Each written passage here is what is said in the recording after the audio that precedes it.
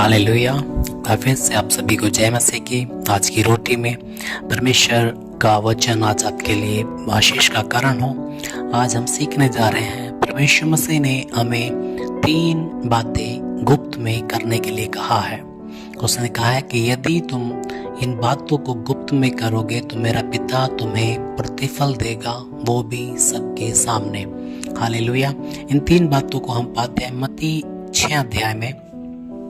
सबसे पहला लिखा है दान, कि जब तू दान करे, 3 पद बताता है, परंतु जब तू दान करे तो जो तेरा दाहिना हाथ करता है उसे तेरा बायां हाथ न जानने पाए। हालेलुया। जब आप नए नियम में पाते हैं कि परमेश्वर ने हमें पुराने नियम की नाई दशवांश देने की आज्ञा तो नहीं दी है, लेकिन उसने हमें देना सिखाया है। यीशु ने कहा दो तो तुम्हें भी दिया जाएगा।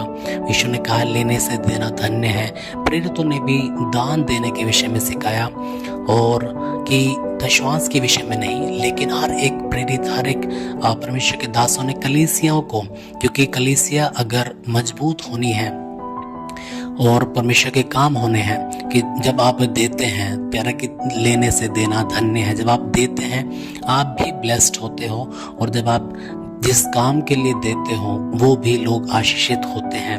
क्योंकि पुराने, जब आप नए नियम में पाते हैं कि लोग विधवाओं के लिए दान दिया करते थे, लोग दरिद्र लोग जिनके पास नहीं होता था उनके लिए दान देते थे, लोग सुसमाचार प्रचारकों की हेल्प के लिए दान देते थे। अलग अलग रीति से उन्होंने कलीसिया के भिन्न भिन्न उन्होंने देखे कि यहाँ पे जरूरत है, और लोग बढ़ चढ़ करके वो परमेश्वर के लिए दान देते थे। लेकिन परमेश्वर ने कहा कि तू ये बातें गुप्त में कर, लोगों के सामने ये गा करके। आज कुछ लोग जस्ट कि हम तो इतना करते हैं, हम तो इतना देते हैं, हम तो ये करते हैं। यीशु कहता है ऐसे लोग अपना प्रतिफल पा चुके, तुम्हें कुछ प्रतिफल नहीं मिलेगा। और वचन कहता है प्रार्थना, कि तेरी प्रार्थना गुप्त में हो। 6 पद बताता है, परंतु जब तू प्रार्थना करे तो अपनी कोठरी में जा और द्वार बंद करके अपने पिता से जो गुप्त में है प्रार्थना कर, तब तेरा पिता जो गुप्त में देखता है तुझे प्रतिफल देगा। जब आप प्रार्थना के विषय में भी परमेश्वर ने कहा कि गुप्त प्रार्थना का जीवन होना। जब आप अपने एक प्रार्थना ऐसे कि जब आप सेपरेट टाइम निकालते हैं बैठना, लेकिन एक अपने स्पिरिट में प्रार्थना करते रहना। आप घर में हैं या आप काम पे जाए हुए हैं, हमें प्रार्थना करनी है हर समय, लेकिन प्रार्थना के लिए एक समय निकालना जरूरी है। जब आप सुबह, दोपहर, रात में जब भी आपको समय मिलता है, जब आप पाते हैं दानियल क्यों एक कितना आशीषित जीवन जीता गया, उसका एक सीक्रेट आप पाते हैं दानियल 6 उसका 10 में, कि दिन में 3 बार घुटने टेक कर प्रार्थना किया करता था। इसलिए गुप्त में प्रार्थना करनी। और तीसरा जो परमेश्वर ने कहा कि जब तू उपवास करे, हालेलुया। 17 पद बताता है, परंतु जब तू उपवास करे तो अपने सर पर तेल मल और मुंह धो, ताकि लोग नहीं परंतु तेरा पिता जो गुप्त में है तुझे उपवासी जाने। इस दशा में तेरा पिता जो गुप्त में देखता है तुझे प्रतिफल देगा। जब आप इंग्लिश में पढ़ते हैं, इसको लिखा है तेरा पिता तुझे प्रतिफल देगा, लेकिन ओपनली, सबके सामने।